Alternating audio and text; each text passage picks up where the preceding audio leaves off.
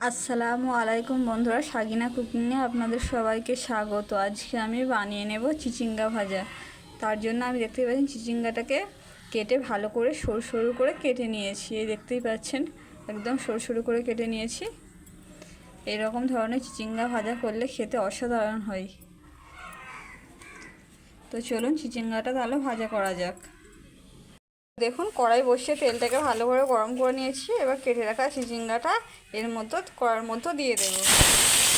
এবার এর মধ্যে লবণ দিয়ে দেব। লবণ দিয়ে একটু ভালো করে নেড়ে নেব। এইভাবে চিচিঙ্গা ভাজি করলে খেতে অসাধারণ হয়। গরম গরম ভাতের সঙ্গে খেতে দারুণ লাগে। আর আমার ভিডিওটা যদি আপনাদের ভালো লাগে অবশ্যই লাইক সাবস্ক্রাইব করে আমার পাশে থাকবেন।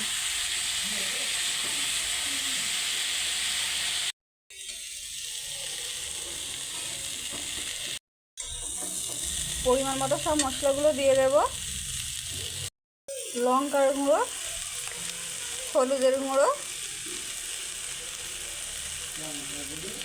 জিরে গুঁড়ো দিয়ে ভালো করে একটু নেড়ে নেব। অল্প পরিমাণে আবার তেল দিয়ে দিয়েছি। আপনারা আপনাদের পরিমাণ মতো মশলাগুলো দিয়ে দেবেন। আমি আমার পরিমাণ মতো মশলাগুলো দিয়ে দিয়েছি। এবার একটা পেঁয়াজ কুচি দিয়ে দেব। দিয়ে একটু ভালো করে আবার নেড়ে নেব। এবার মিট মশলার গুঁড়ো আর গরম মশলার গুঁড়ো দিয়ে দেব। দিয়ে আবার একটু ভালো করে নেড়ে নেব। গ্যাসটাকে আস্তে দিয়ে আমি ভালো করে আস্তে আস্তে ভাজা করে নেব। আপনারা অবশ্যই গ্যাসটাকে আস্তে দিয়ে আস্তে আস্তে ভাজা করবেন।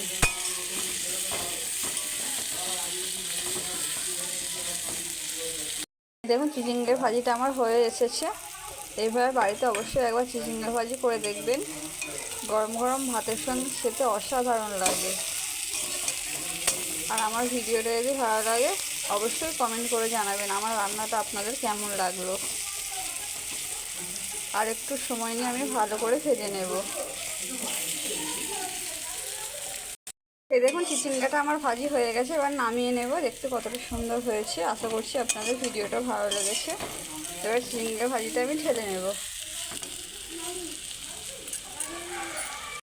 এই দেখুন চিচিঙ্গা ভাজিটা ঢেলে নিয়েছি। দেখতে কতটা সুন্দর হয়েছে। এইভাবে আপনারা খুব কম উপকরণে চিচিঙ্গা ভাজি রেসিপিটা করে নিতে পারেন।